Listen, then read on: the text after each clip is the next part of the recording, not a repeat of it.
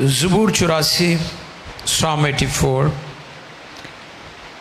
verses 1 to 12, यानी ज़बूर जो है वो पहली आयत से लेकर 12वीं यानी पूरा ज़बूर हम तिलावत करेंगे। ज़बूरों की किताब में से ज़बूर नंबर 84 Psalm 84 पहली आयत से लेकर ज़बूर के आखिर तक यानी 12वीं आयत तक हम तिलावत करेंगे। आओ मुक़द्दस कलाम में से हम इस तिलावत को सुने और आज का टॉपिक भी नोट कर लें। आज का टॉपिक है रूहानी भूख और प्यास, स्पिरिचुअल हंगर एंड थर्स्ट, यानी हम रूहानी तौर पर अपने अंदर भूख भी रखें और प्यास भी रखें और ये कभी ख़त्म नहीं होनी चाहिए, नेवर एवर। आपके अंदर ये तिश्नगी, ये तिश्ना लब कि मुझे खुदा की हजूरी चाहिए, आज हम ज़बूर 84 में से सीखेंगे। आओ देखें मुक़द्दस कलाम में से। खुदावंद के कलाम मुक़द्दस में यूँ रक़्म है, मेरे मुग़न्नी के लिए गीत के सुर पर बनी कुरा का मज़मूर। ये सरनामा है जो आप पढ़ रही हैं, मीर मुग़न्नी के लिए गुतीत के सुर पर। इसको ज़रा दुरुस्त कर लें, गुतीत के सुर पर। ये सुर का नाम भी बताया गया है जी। मीर मुग़न्नी के लिए गोतीत के सुर पर शाबाश, बनी कुरा का मज़मूर, यानी बनी कुरा का मज़मूर। सन्स ऑफ कुरा, उसके बेटों ने इसको लिखा था। बनी कुरा की जो सन्स थे उन्होंने इस ज़बूर को कलमबंद किया।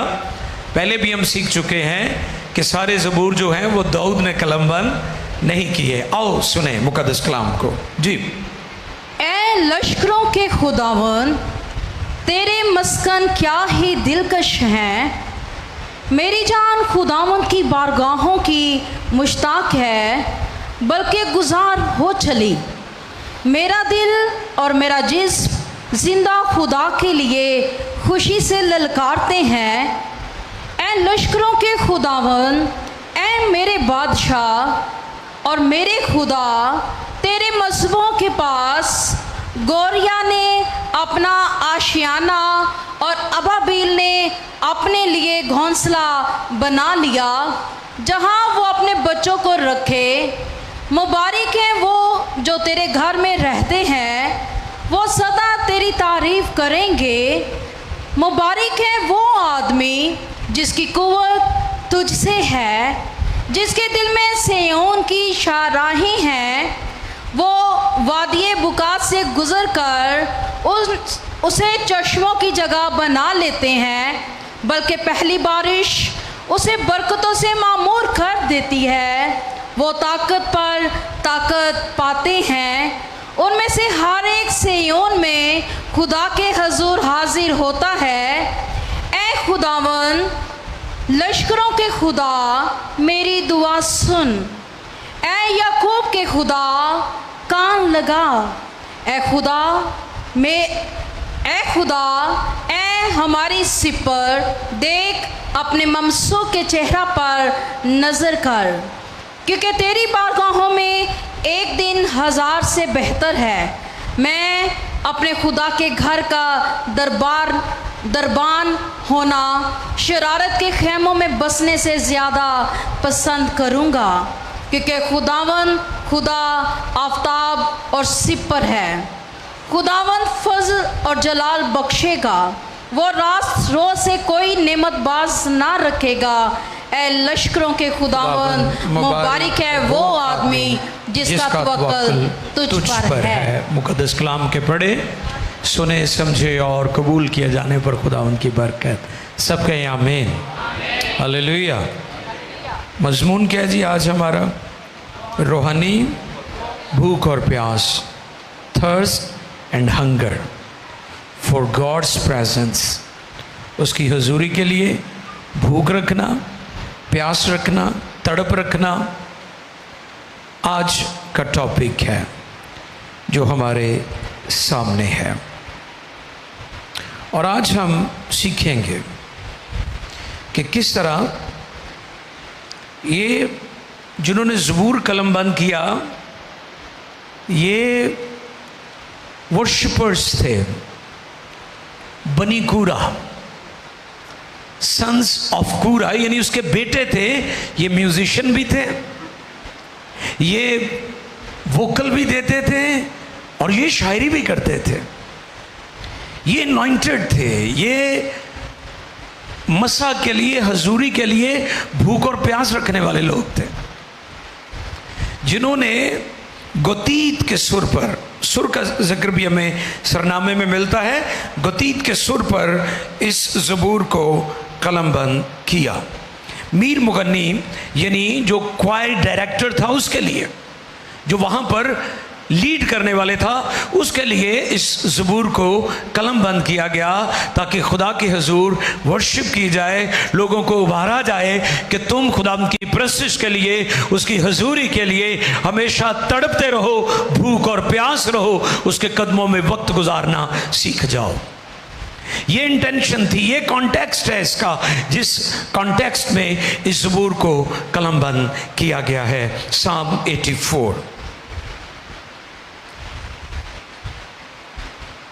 और जब हम पहली आयत पर गौर करते हैं तो उसमें लिखा है, तेरा मस्कन क्या ही दिलकश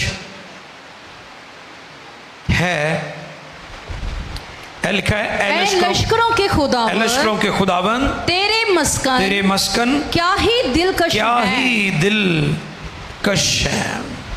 वाह, यानी खुदा की हजूरी, उसकी हैकल में आना, ये उनके लिए मोस्ट प्लेजेंट, जैसे कई चीज़ें आपको बहुत अट्रैक्ट करती हैं, जैसे गुड वेदर, अच्छा मौसम हो तो आप क्या कहते हैं, बड़ा प्लेजेंट वेदर है जी, बड़ा मज़ा आ रहा है, ना गर्मी ज़्यादा ना सर्दी ज़्यादा है, आपका मूड, आप की तबीयत जो है वो खुशगवार हो जाती है। तो यहाँ पर ज़बूर नवीस ये मैसेज दे रहे हैं कि खुदा के हजूर आने से, उसकी हैकल में आने से, उसकी प्रेजेंस में आने से हम खुशगवार हो जाते हैं, हमारी तबीयत जो है वो, हमारा मूड अच्छा हो जाता है। ये पैगाम दे रहे हैं। तो फिर ये बहुत ज़रूरी है कि जब आप खुदा की प्रेजेंस में आए, आप खुशी और शादमानी से आया करें। दिल रखन लई मजबूरी या टूटे फुटे होके नहीं आना। खुदा की हजूरी आपको शाद कर देती है, शादमान कर देती है, ताज़ा कर देती है, बहाल कर देती है। ये इसका कॉन्टेक्स्ट है जिसमें यह कलमबंद किया गया है। इसलिए ये मजमून बड़ा ख़ास है ईमानदारों के लिए, मुक़द्दसीन के लिए, कि हम जब भी उसके हुजूर आएँ उसकी हुजूरी में एंजॉय करें। ठीक है, तो फिर उसके बाद जब हम आगे बढ़ें, दूसरी आयत में, मेरी जान खुदावंद की बारगाहों की जी मुश्ताक है, मुश्ताक है, बल्कि गुजार हो ये चली। दो लफ्ज़ हैं, दो लफ्ज़ हैं, मुश्ताक और गुदास। गुदास और मुश्ताक और गुदास। मुश्ताक के क्या मतलब होते हैं? आरज़ूमंद हो जाना, आरज़ूमंद इंग्लिश वर्ड है लॉन्गिंग, यानी उसकी हुजूरी के लिए आरज़ूमंद हो जाना। ये नहीं कि आप खुदा के हुजूर आए भी हैं और आप खुदा की हुजूरी के लिए मुश्ताक ही नहीं हैं, रिसीव करने के लिए तैयार ही नहीं हैं, उसकी भूख और प्यास ही नहीं है, जैसे आए थे वैसे ही आप चले गए। तो ये प्रस्तिश नहीं है। प्रस्तिश इबादत ये है कि आप उसकी हजूरी में उसके आरज़ूमंद हैं कि खुदावंद अब मैं तेरे कदमों में आ गया हूँ, मैं खाली हूँ, मैं महरूम हूँ, मैं मजबूर हूँ, मैं परेशान हूँ, मैं तन्हा हूँ, मैं बदहाल हूँ, मैं हेल्पलेस हूँ, मैं तन्हाई का शिकार हूँ। आई नीड यू, मुझे तेरी ज़रूरत है। और जब आप ऐसे उसके हुजूर होंगे, मुश्ताक होंगे, तो वो आपको लबरेज कर देगा और आप मामूर होकर जाएंगे। आमीन। और फिर दूसरी बात, गुदास, ये मदहोश दीवानगी वाली बात है। वो पिछले दिनों भी मैंने बताया था ना कि मसीही ईमानदार दीवाना हो सकता है, रूहानी आदमी दीवाना होता है, पागल नहीं हो सकता। इस पर हम पहले भी सीख चुके हैं। तो गुदास का मतलब है मदहोश हो जाना, खो जाना, उसकी हुजूरी में इतना खो जाना कि अब उसे दुनिया की कोई फिक्र नहीं है। उसकी हुजूरी में इतने मदहोश, मसरूर और सरूर पाना, और उसके कदमों में बैठकर सिर्फ आप और आपका खुदा होना चाहिए, कोई और नहीं होना चाहिए। ये इन मानों में आता है।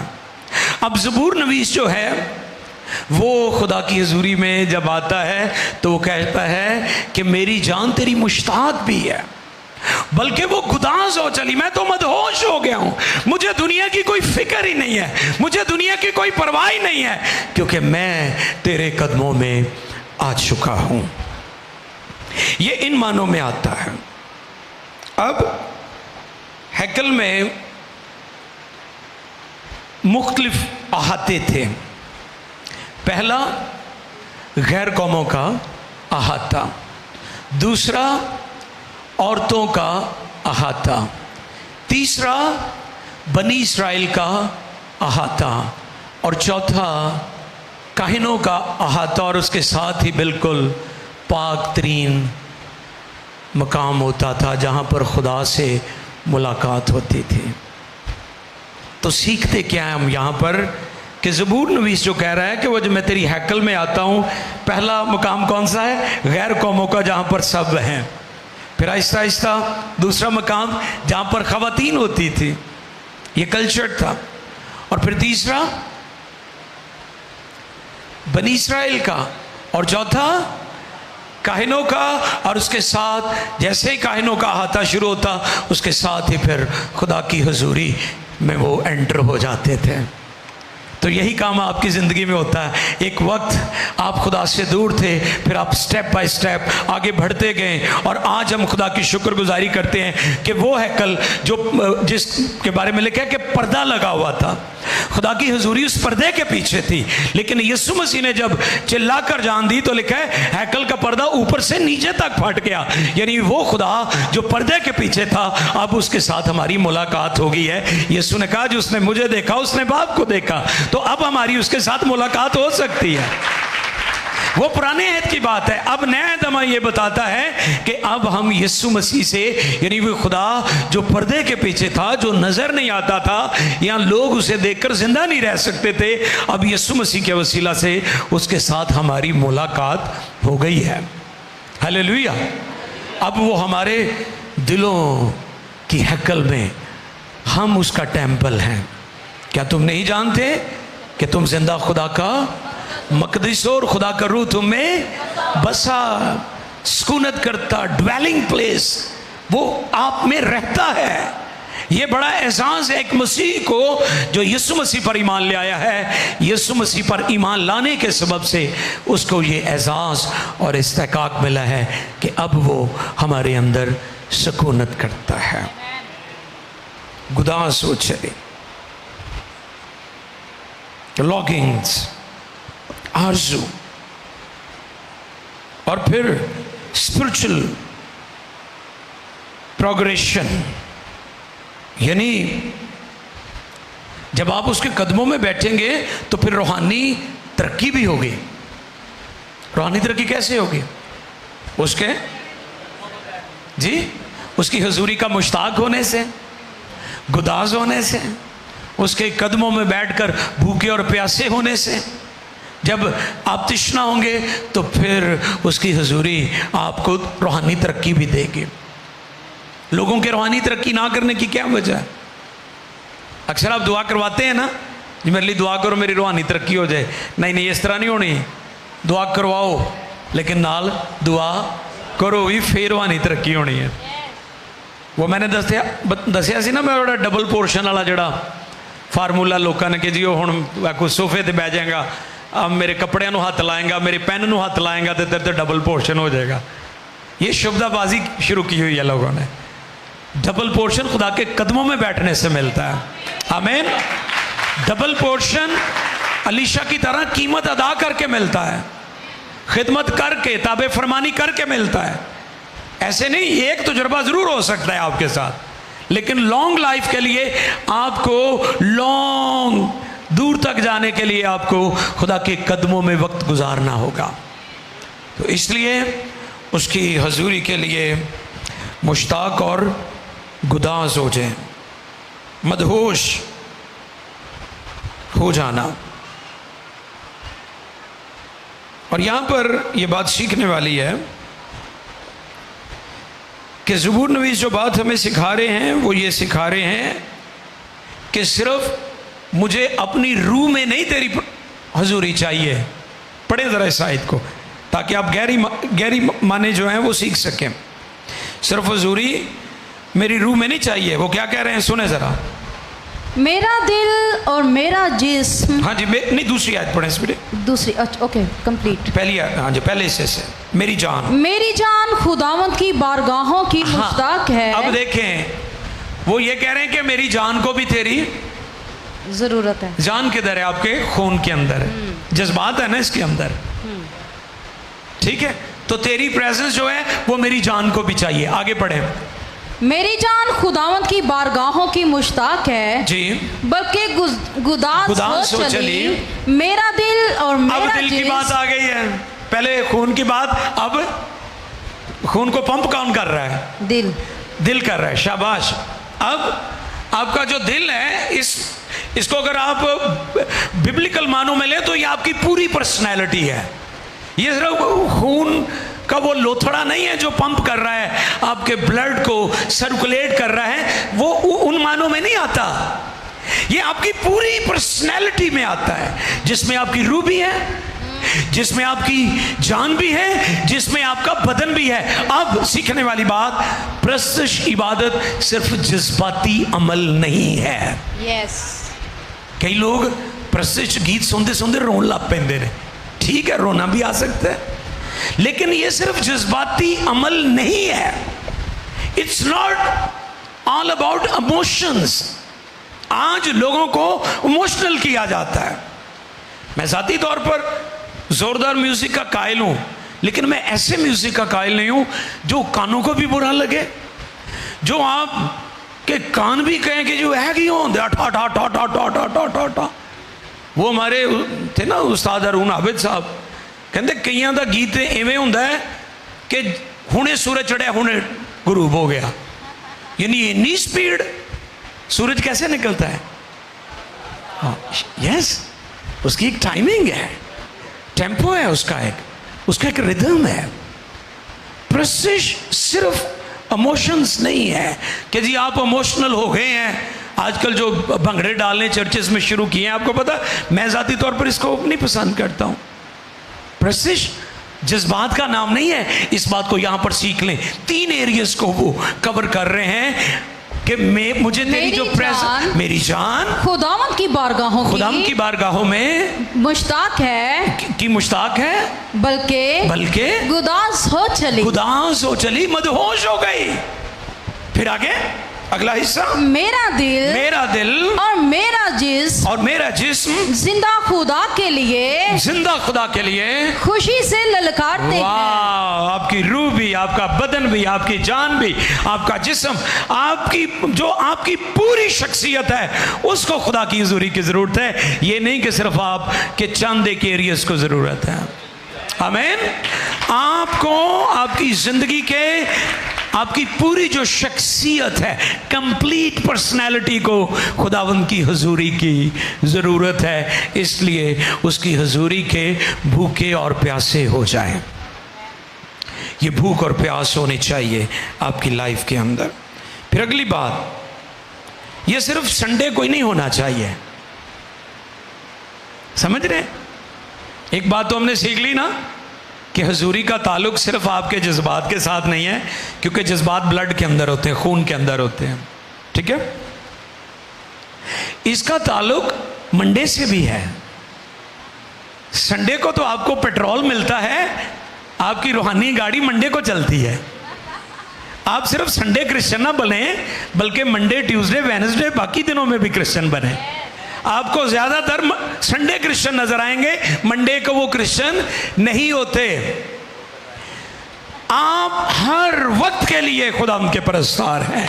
आप सिर्फ संडे के परस्तार नहीं हैं। हमने तो परस्तार समझा हुआ है जो वर्शिप लीड करते हैं, हम सिर्फ उनको परस्तार समझते हैं।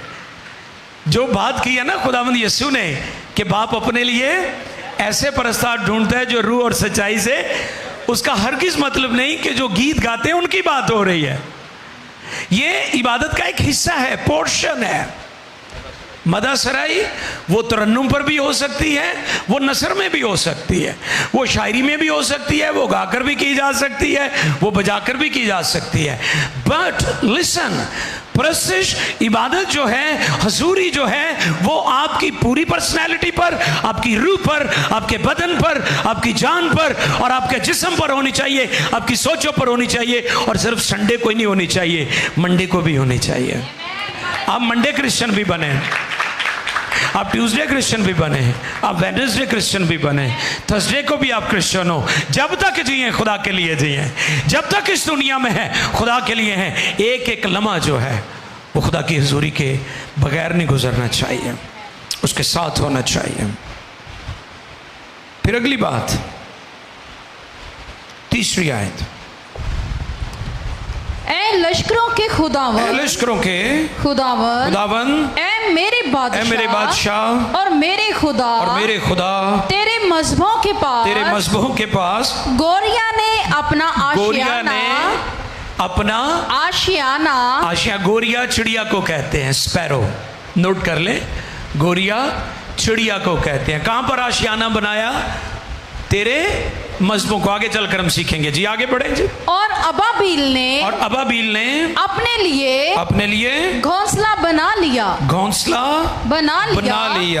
जहां वो अपने बच्चों को रखे। वाह, जहां वो अपने बच्चों को, बहुत खूबसूरत कोट किया है ज़बूर नवीस ने।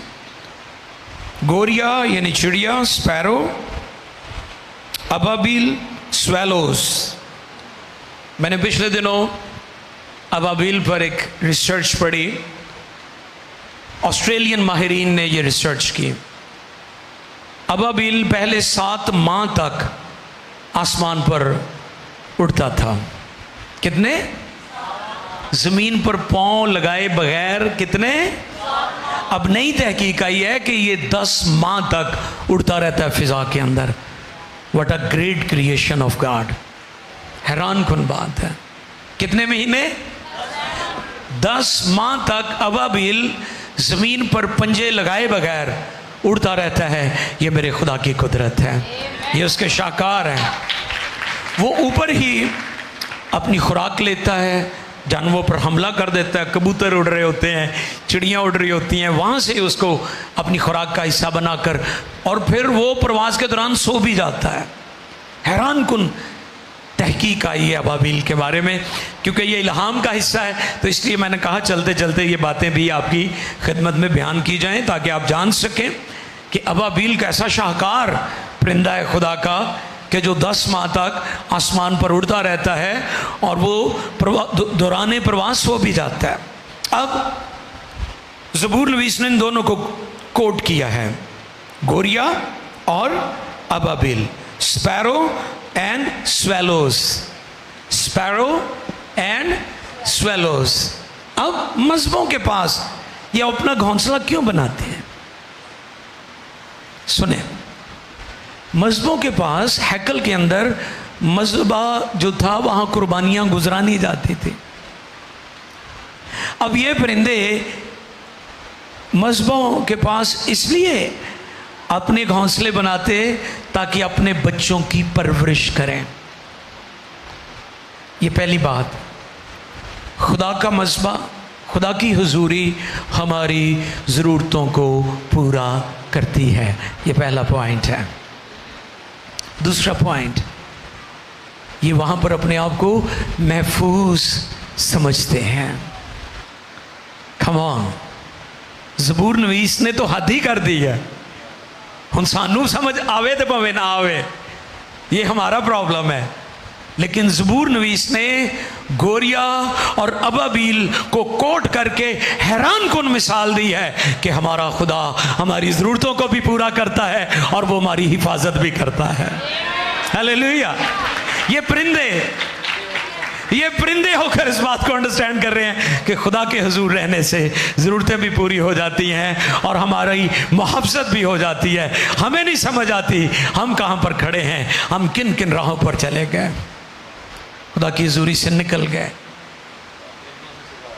परिंदों से हम सीख सकते हैं, खुदा हमें सिखा रहा है। Sparrow and swallows. हालेलुया। वाह, ऐसे खुदा के लिए जोरदार तालियां बजाएं।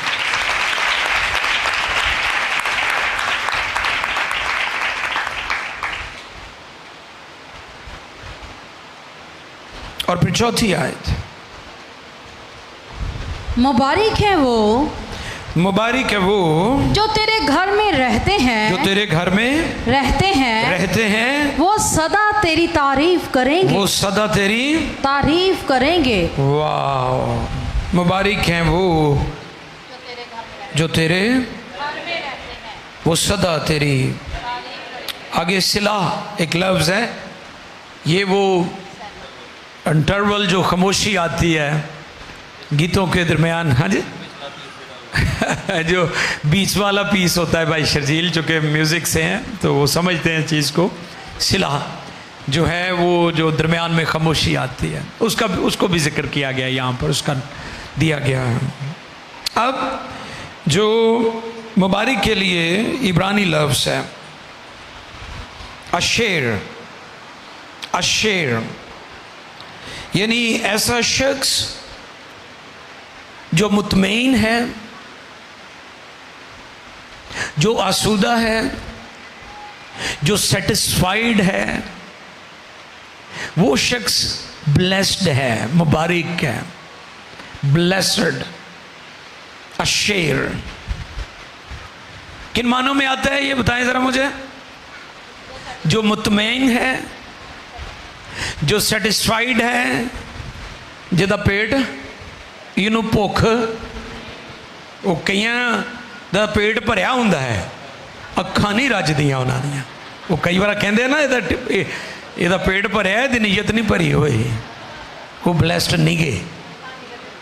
कई कहणगे मैं लक्की हाँ, बच्चों का नाम ही लक्की रखा हुंदा। मैं लोगों को बताता हम लक्की नहीं हैं, जो लक्की हैं वो अनलक्की भी हो सकते हैं, लेकिन हम ब्लेस्ड हैं, हम मुबारक हैं, हम बाबरकत हैं, कोई हमारी बरकत छीन नहीं सकता। मैं आपको यह पैगाम देना चाहता हूं कि अगर आप मुबारक, वो मुबारक है जो बाइबल वाले मुबारक हैं, तो फिर तुहानू किसी दियां शैवां वेख के दिल नू कुछ नहीं होएगा, कुछ होता है, ऐ नहीं होएगा तुहाडे नाल शजील भाई, एवं कुछ होता है। अपनी साइकिल तो दूजे दी मोटरसाइकिल वेख के कहना इहदे को कित्थों आ गई है, मैनू तो कुछ होता है।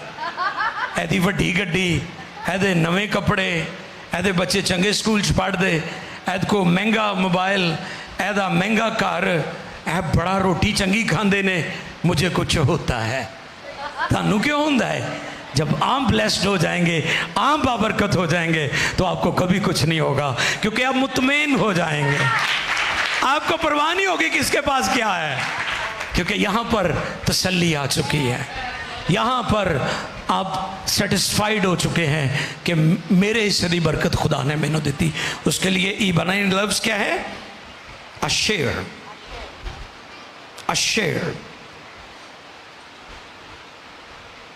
क्योंकि ये खुशी सिर्फ जिस्मानी नहीं है, इसका ताल्लुक सिर्फ ये दुनवी और मादी चीज़ों से नहीं जुड़ा हुआ, इसका ताल्लुक हमारे बातन के साथ भी है।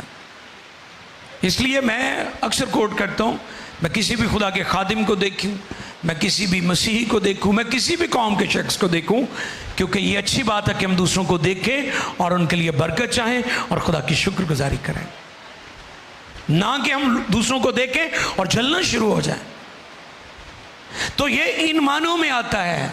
मुबारक लफ्ज़ जो है ये सब के साथ नहीं इस्तेमाल होता। तुसी तो जिन्हों मर्जी कह देना, कईयों का नाम ही मुबारक है, चलो ठीक है, उन्होंने माँ प्यो ने रख दिता, लेकिन मुबारक होना भी चाहिए। ठीक है, अगर कोई शख्स को आप कह रहे हैं आपको मुबारक हो, तो फिर आप सोच समझ कर उसे मुबारक दें। क्या उसका वो इसी जुमरे में आता है जो यहां पर लिखा हुआ है? कैसा शख्स जो आसूदा है, जो खुशहाल है, जिसके अंदर तसल्ली है, इत्मीनान है, पीस मिल गया है, अफरा तफरी वाला नहीं है। आप उसे मुबारक नहीं कह सकते जिसके अंदर अफरा तफरी है, जेलसी है, दूसरों को देखकर जलने वाला शख्स। No, never. ऐसा शख्स मुबारक नहीं है, जितनी मर्जी दौलत हो उसके पास।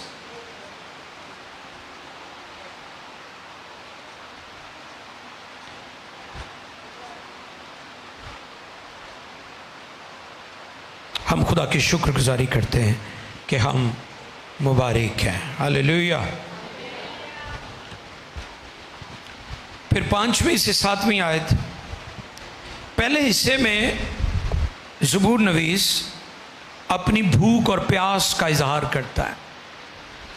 फिर दूसरे हिस्से में, इसके 3 हिस्से हैं, 12 वर्सेस हैं, 3 हिस्सों में तकसीम किया गया है।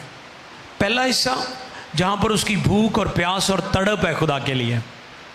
दूसरा हिस्सा जिसमें वो स्ट्रगल करता है, एफर्ट करता है, ठीक है, यानी एक्ट करता है, अपनी बरकत को पाने के लिए अपने कदमों को इस्तेमाल करता है। आइए सुने ज़रा दूसरा हिस्सा 5वीं आयत से पढ़िएगा जी।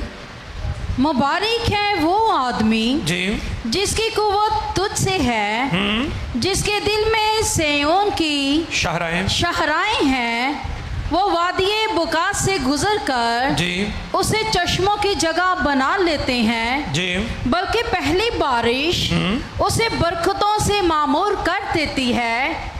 वो ताकत पर ताकत पाते हैं, उनमें से हर एक सिय्योन में खुदा के हुजूर हाजिर होता है। 8वीं आयत भी पढ़ दे। ऐ खुदावंद लश्करों के खुदा मेरी दुआ सुन। ऐ याकूब के खुदा कान लगा। अब यहाँ पर वो शाहराओं की बात कर रहा है, यहाँ पर वो हैकल की बात कर रहा है, यहाँ पर वो बात कर रहा है कि मैं खुदा के हुजूर जाता हूँ सफ़र करके, ट्रैवल करके। ठीक है, कई दफ़ा लोग बहुत ज़्यादा दुख उठाकर इबादत में पहुंचते हैं, मैं उनको बहुत अप्रिशिएट करता हूं। ये उनके ईमान के साथ साथ उनका अमल है, एक्ट है। अगर आप चाहते हैं कि आप रूहानी तौर पर आगे बढ़ें, तरक्की करें, तो ये दूसरा हिस्सा भी अपनाने की ज़रूरत है। रूहानी तरक्की सिर्फ डिज़ायर करने से नहीं होगी। माएँ भी कहती हैं मेरी बड़ी डिज़ायर है मेरा पुत्र कामयाब होए, तो इतवार वाले दिन 1 बजे तक सुता रहता है, कहती ना ठायो ना, ऐ तो देना ये जे चीज़ सुकून होता है, कैसे कामयाब होगा वो। या संडे के अलावा भी अगर आप ये डिज़ायर करते हैं मेरा शोहर, मेरा बेटा, मेरा ख़ानदान ऊपर जाए, तरक्की करे, तो नींद तो आप सारा दिन तो आप सोए रहते हैं, कैसे तरक्की होगी। सिर्फ डिज़ायर करने से तरक्की नहीं होगी, उसके लिए आपको डिसाइड करना होगा, उसके लिए आपको एक्ट अपॉन करना होगा, उसके लिए आपको एक्शन में आना होगा, उसके लिए आपको सफ़र करना पड़ेगा, दुख उठाना पड़ेगा। जैसे मैं एक मिसाल कोट करता हूँ कि माँ बच्चे को सर्दियों में भी सुबह सवेरे उठाकर रज़ाई और ब्लैंकेट में से निकाल कर स्कूल भेजती है, वो उसके आराम को जो है वो एक तरफ रख देती है और उसे स्कूल भेजती है, क्योंकि वो चाहती है कि ये बड़ा आदमी बने, ये कामयाब हो। माँ उसे प्यार करती है, लेकिन दुख में से गुजार कर उसे कामयाब देखना चाहती है। इसी तरह अगर आप भी खुदा की हुजूरी के लिए भूखे और प्यासे हैं, तो इसके लिए आपको दुखों में से गुजरना पड़ेगा। और फिर अगला हिस्सा, प्रॉस्पेरिटी एंड प्रेजेंस। अब आपकी जो दुआ है वो सिर्फ जिस्मानी प्रॉस्पेरिटी की नहीं होनी चाहिए कि जी मुझे सिर्फ ये दे दे, वो दे दे, फलां दे दे, ये कर दे, वो कर दे। ये चीज़ें मिलेंगी आपको, उसका वादा है। उसने प्रॉमिस किया कि मैं बाकी दुनिया की चीज़ें भी। शागिर्दों ने जब पूछा ना कि हम सब कुछ तेरे पीछे छोड़कर आ गए तो हमें क्या मिलेगा, तो यीशु ने क्या कहा, ज़मीन पर कई गुना और आसमान पर, यानी यहाँ पर भी बरकत का वादा है। ये नहीं कि मसीह गरीब ही रहेंगे, खुदा ने प्रॉस्पेरिटी का वादा किया है। आपने हमेशा बैलेंस के साथ टीचिंग देनी है दुनिया में कि ज़मीन पर भी खुदा की बरकत का वादा मौजूद है। अब अगला हिस्सा क्या कहते हैं वो 8वीं आयत में, ऐ खुदावन, ऐ खुदावन लश्करों के खुदा जी मेरी दुआ सुन, मेरी दुआ ऐ सुन, याकूब के खुदा ऐ याकूब के खुदा कान लगा। कान लगा।